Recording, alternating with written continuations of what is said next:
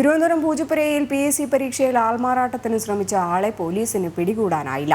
തട്ടിപ്പ് നടന്ന രണ്ടാം ദിവസവും പ്രതി ഒളിവിലാണ്. CCTV ദൃശ്യങ്ങൾ കേന്ദ്രീകരിച്ച് അന്വേഷണം ആരംഭിച്ചെങ്കിലും ആളെ ഇതുവരെ കണ്ടെത്താനായിട്ടില്ല. ടിൻഡുദാസ് ചേരുന്നുണ്ട്. ടിൻഡു, ഇന്നലെ ഈ സമയമൊക്കെ ആയപ്പോൾ തന്നെ പരീക്ഷ ആരംഭിച്ചിട്ടുണ്ടായിരുന്നു. ഒരു 11 മണിയൊക്കെ ആയപ്പോൾ ഈ വാർത്ത തന്നെ പുറത്തു വന്നത്, ഇങ്ങനെ ഒരു ആൾമാറാട്ടം നടന്നത്. രണ്ടാം ദിവസത്തിലേക്ക് കടന്നിട്ടും ഈ പ്രതിയെ ഇതുവരെയും കണ്ടെത്താൻ കഴിഞ്ഞിട്ടില്ല.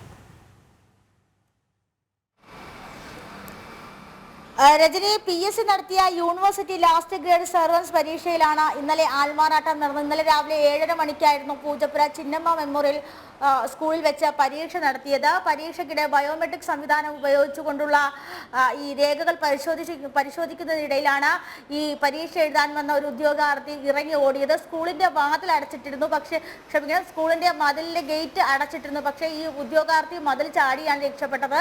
ഈ സ്കൂളിന് പുറത്തായിട്ടൊരു SBI ബാങ്ക് ഉണ്ട്. ഈ ബാങ്കിന് സമീപത്തായി മറ്റൊരാൾ ബുള്ളറ്റ് ബൈക്കിൽ കാത്തു നിൽക്കുകയായിരുന്നു. ഈ ബൈക്കിൽ കയറിയാണ് പരീക്ഷ എഴുതാൻ വന്ന ഉദ്യോഗാർത്ഥി രക്ഷപ്പെട്ടതെന്നാണ് നിലവിൽ ഇപ്പോൾ പോലീസ് കണ്ടെത്തിയിട്ടുള്ളത്.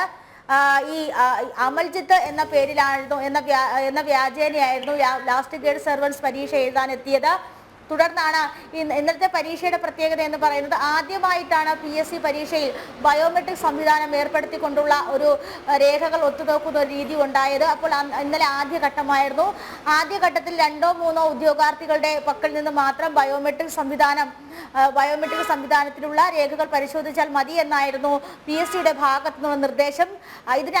ഇതിനനുസരിച്ചാണ് ഇൻവിജിലേറ്റർ ബയോമെട്രിക് പരിശോധിക്കാനുള്ള യന്ത്രങ്ങളുമായി ഹാളിനകത്തേക്ക് പ്രവേശിക്കുന്നത്. ആദ്യ വരിയിലിരുന്ന 2 ഉദ്യോഗാർത്ഥികളുടെ ആധാർ ഉപയോഗിച്ചുകൊണ്ടുള്ള ബയോമെട്രിക് രേഖകൾ പരിശോധിക്കുന്നതിനിടയിൽ രണ്ടാമത്തെ ബെഞ്ചിലിരുന്ന ഉദ്യോഗാർത്ഥി ക്ലാസ്സിന് അല്ലെങ്കിൽ ഹാളിനകത്ത് പുറത്തേക്ക് ഇറങ്ങി ഓടുകയായിരുന്നു. തുടർന്നാണ് ഇത് ആൾമാറാട്ടമാണെന്ന് മനസ്സിലായത്. നേമം സ്വദേശിയായ അമൽജിത്താണ്. അമൽജിത്തിന്റെ പേരിലായിരുന്നു ഇത്തരത്തിൽ വ്യാജ പരീക്ഷ എഴുതാൻ എത്തിയതെന്നാണ് പോലീസ് നിലവിൽ ഇതുവരെ കണ്ടെത്തിയിട്ടുള്ളത്. നമുക്കറിയാം, CCTV സംവിധാനങ്ങളും PSC പ്രൊഫൈലിലെ ഡേറ്റകളും മറ്റുമെല്ലാം പോലീസിന്റെ പക്കലുണ്ട്. പക്ഷേ പോലീസിന് ഇതുവരെ 2 ദിവസം പിന്നിട്ടിട്ടും പ്രതി അല്ലെങ്കിൽ ഇത്തരത്തിൽ ആൾമാറാട്ടം നടത്തിയ ആളെ കണ്ടെത്താനായില്ല എന്ന് പറയുന്നത് ആക്ഷേപകരം ഉണ്ടാക്കുന്ന കാര്യമാണ്.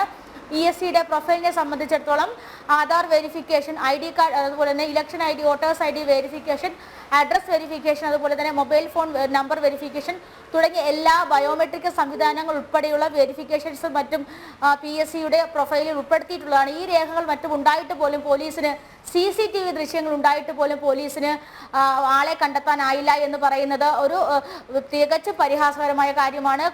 ഈ അമൽജിത്തിന്റെ അഡ്രസ് പ്രൂഫ് ഉൾപ്പെടെ കയ്യിലുണ്ട്. ഇപ്പോൾ നിലവിൽ പോലീസിന്റെ നിഗമനം എന്ന് പറയുന്നത്, ഈ പരീക്ഷ എഴുതിയതിനു ശേഷം ഇത്തരത്തിൽ ബൈക്കുമായി കടന്നു കളഞ്ഞ 2 പേരും ഒളിവിലാണെന്നാണ്. പുറത്ത് ബൈക്കിൽ കാത്തു നിന്നത് അമൽജിത്ത് ആകാനാണ് സാധ്യത. 2ാം ഘട്ട പരീക്ഷയായിരുന്നു ഇന്ന് നടന്നത്. PSC യൂണിവേഴ്സിറ്റി ലാസ്റ്റ് ഗ്രേഡ് സർവൻസിന്റെ 2ാം ഘട്ട പരീക്ഷയിൽ നടന്ന ആൾമാറാട്ടമാണ് ഇപ്പോൾ 2 ദിവസം പിന്നിട്ടിരുന്നു ഇത്തരത്തിൽ കണ്ടുപിടിക്കാൻ സാധിക്കാത്തെന്ന് മനസ്സിലാക്കേണ്ടത്. ആദ്യഘട്ടത്തിൽ അമൽജിത്തിന് 55.44 മാർക്ക് ലഭിച്ചിരുന്നു. ഇത്തരത്തിൽ 55-ന് മുകളിൽ മാർക്ക് ലഭിച്ചവർക്ക് മാത്രമേ 2ാം ഘട്ട പരീക്ഷയിലേക്ക് യോഗ്യത നേടാൻ സാധിക്കുകയുള്ളൂ. അപ്പോൾ പോലീസിന്റെ നിഗമനം അനുസരിച്ച് അമലിന്റെ ആദ്യഘട്ട പരീക്ഷയിലെ ആൾമാറാട്ടം 2ാം ദിവസമായിട്ട് പോലും പോലീസിന് പ്രതിയെ കണ്ടെത്താൻ ആയിട്ടില്ല. ടിൻഡുദാസാണ് വിവരങ്ങൾ പങ്കുവച്ചത്.